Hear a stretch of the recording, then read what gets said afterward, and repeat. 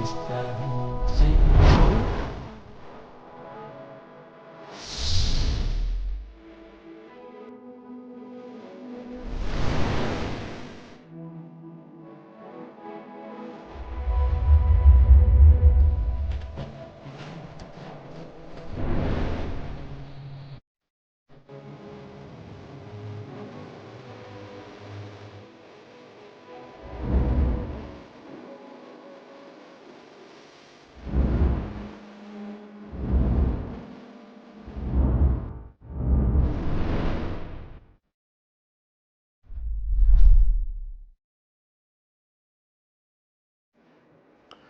الله الرحمن الرحيم. الحمد لله رب العالمين، والصلاة والسلام على أتمان الأكملين على نبينا محمد وعلى آله وصحبه أجمعين. مشاهدينا الأكارم، سلام الله عليكم ورحمته وبركاته. أهلا وسهلا ومرحبا بكم في برنامجكم سيرة من نور. هذه الحلقة سنخصصها إن شاء الله عن صيام يوم عاشوراء الذي كان بالأمس وقبل أمس.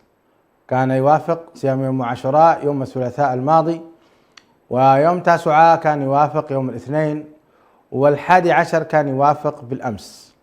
فمن صام هذه الأيام فقد نال أجرا عظيما، ولكن أحب أن لا يفوتني أن أتحدث عنه تذكيرا لإخواني المسلمين وتأكيدا لهذا العمل المبارك، أن أذكر شيئا من الأحاديث التي وردت فيه في السنة النبوية الشريفة، وكذلك نمر على قصة موسى عليه السلام مع فرعون من سورة الشعراء. فإلى البرنامج.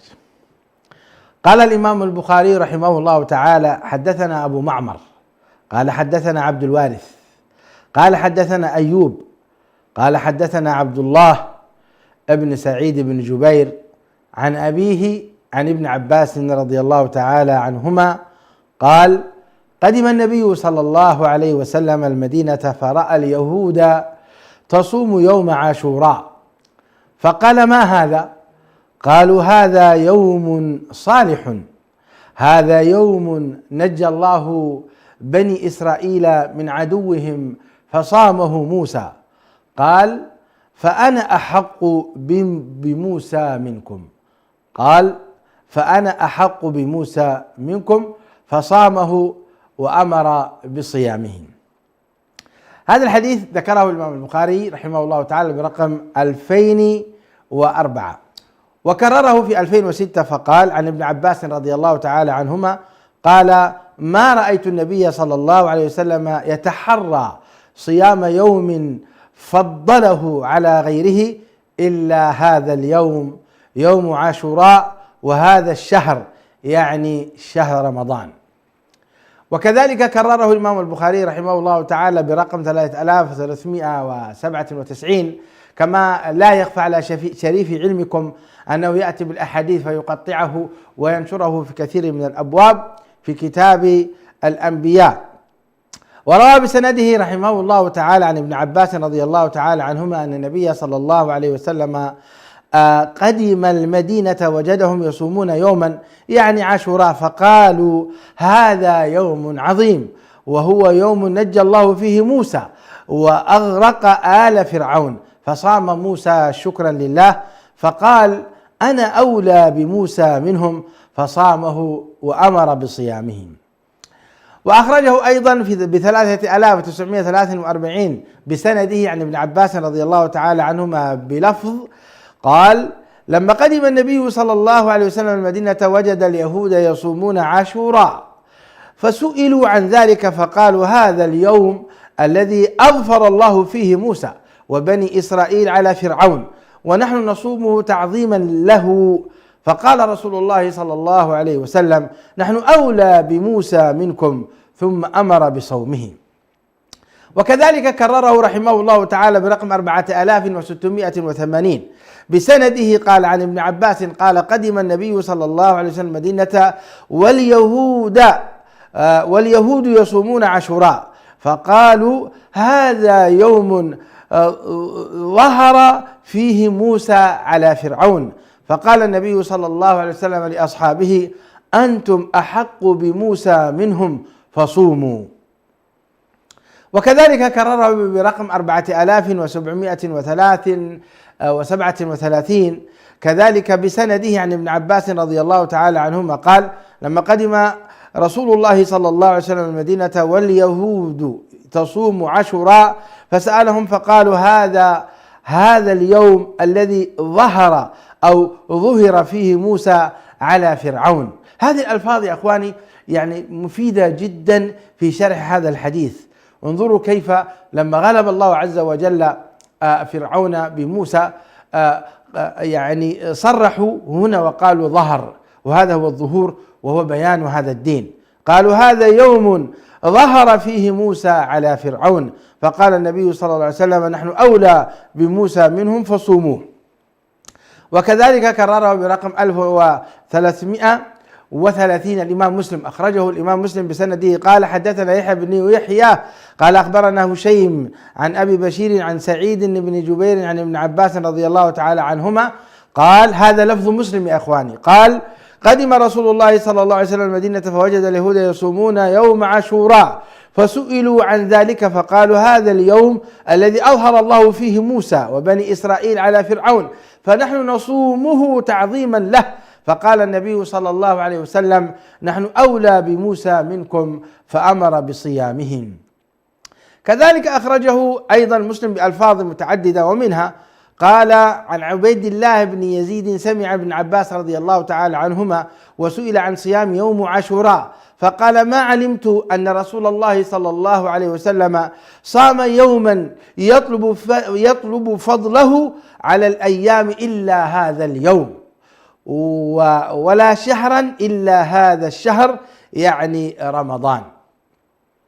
كذلك أخرجه الإمام أبو داود رحمه الله تعالى بسنده قال: حدثنا زياد بن أيوب قال حدثنا هشيم قال حدثنا أبو بشر عن سعيد بن جبير عن ابن عباس رضي الله تعالى عنهما قال: لما قدم النبي صلى الله عليه وسلم المدينة وجد اليهود يصومون عاشوراء فسئلوا عن ذلك فقالوا: هذا اليوم الذي أظهر الله فيه موسى على فرعون ونحن نصومه تعظيما له.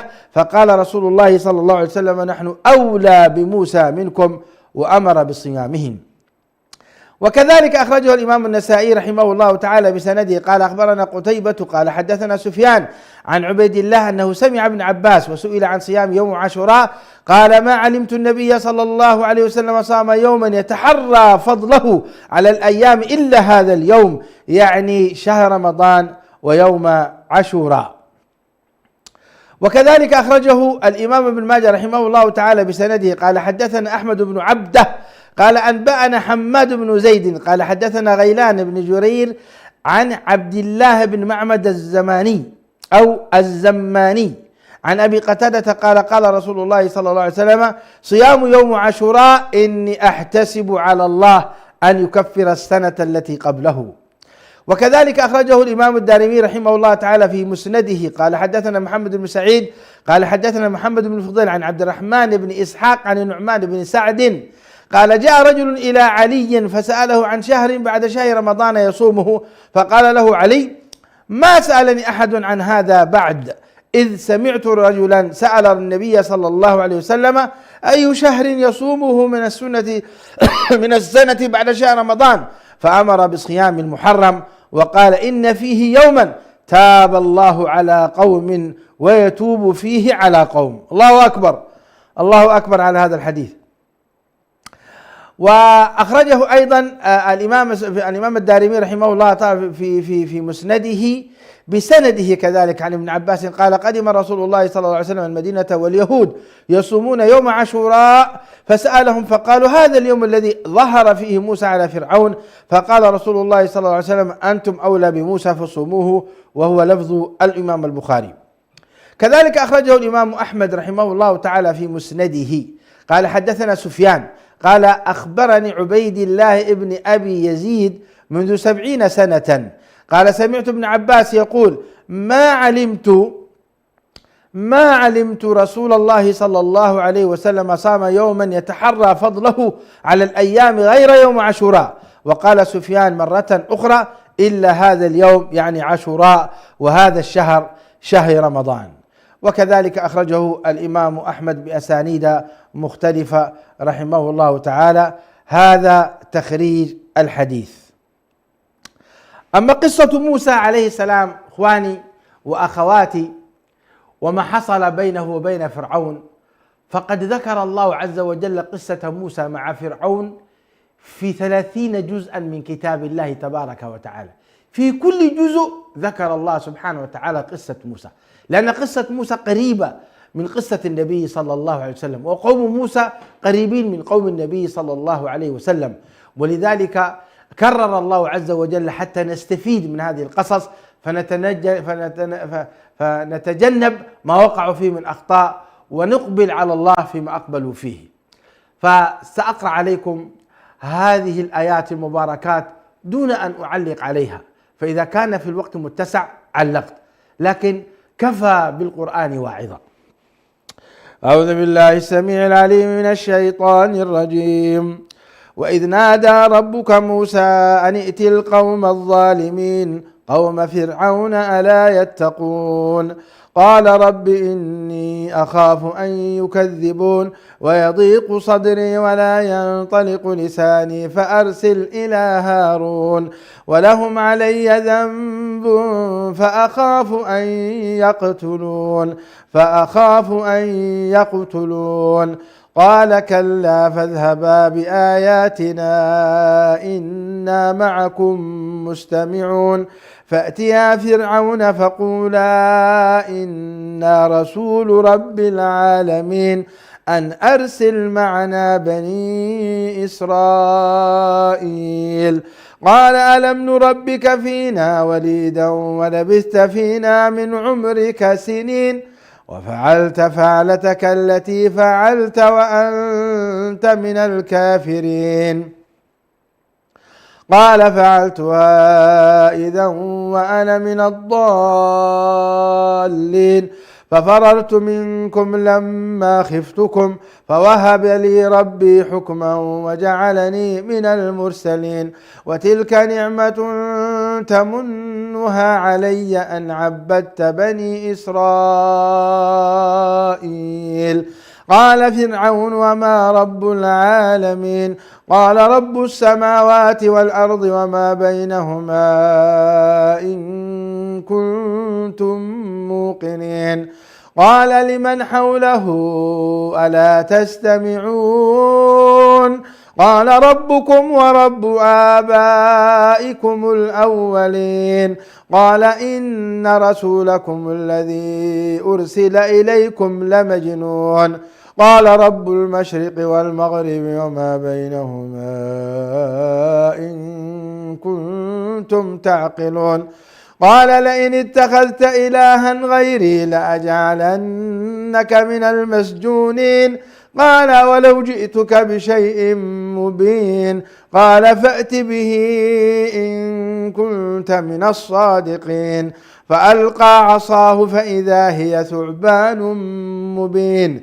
ونزع يده فإذا هي بيضاء للناظرين قال للملأ حوله إن هذا لساحر عليم يريد أن يخرجكم من أرضكم بسحره فماذا تأمرون قالوا أرجه وأخاه وابعث في المدائن حاشرين يأتوك بكل سحار عليم فجمع السحرة لميقات يوم معلوم وقيل للناس هل أنتم مجتمعون لعلنا نتبع السحرة إن كانوا هم الغالبين فلما جاء السحرة قالوا لفرعون أئن لنا لأجرا إن كنا نحن الغالبين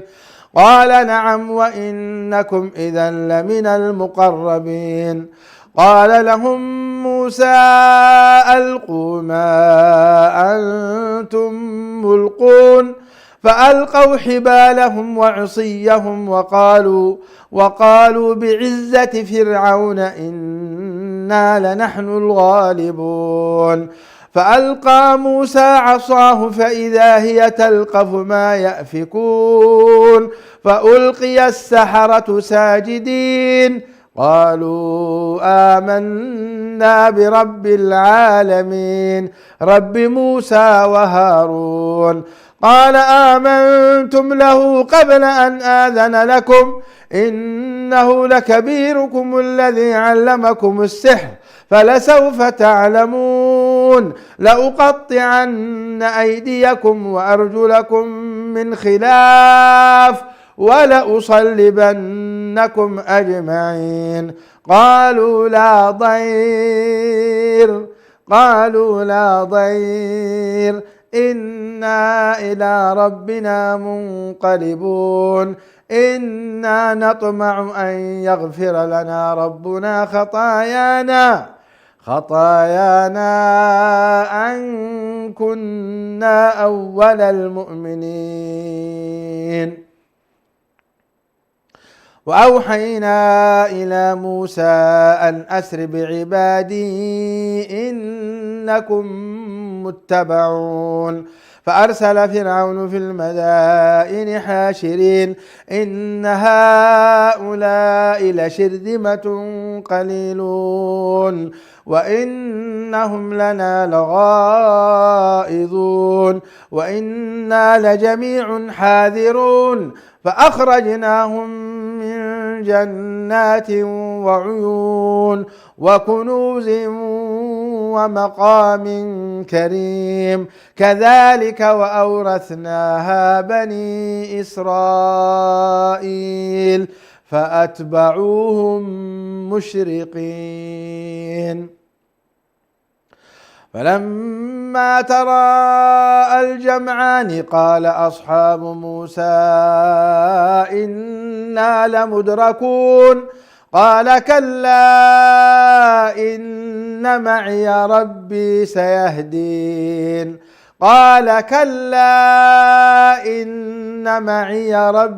سيهدين.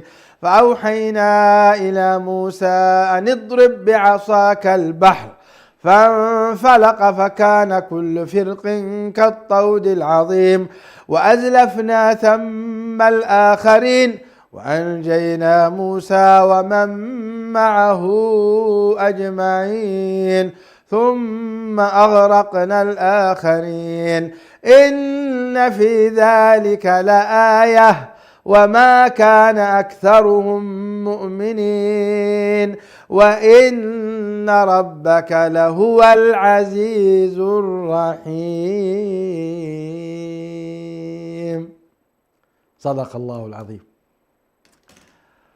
ومن أصدق من الله قيلا ومن أصدق من الله حديثا. أرجو أن تكونوا قد استفدتم مشاهدي الأكارم. هذه الآيات التي تليت فيها تعليق كثير وفيها تشابه بين ما يحصل اليوم من الضغط على غزة وبين ما كانوا أمس مؤمنين اليوم هم كافرين. اليوم إسرائيل تقوم بدور فرعون وأمريكا تقوم أيضا بدور فرعون. إنا لجميع حاذرون. هذا هو منع جميع الدول وطوق الدول أن تتدخل في موضوع يعني غزة وفلسطين. هذا هي الجبروت. ورأيتم كيف ختم الله عز وجل وأنهى فرعون وملكه هو وجنوده وسوف يهلك الظالمين أيضا. الوقت انتهى. إلى لقاء آخر. السلام عليكم ورحمة الله وبركاته.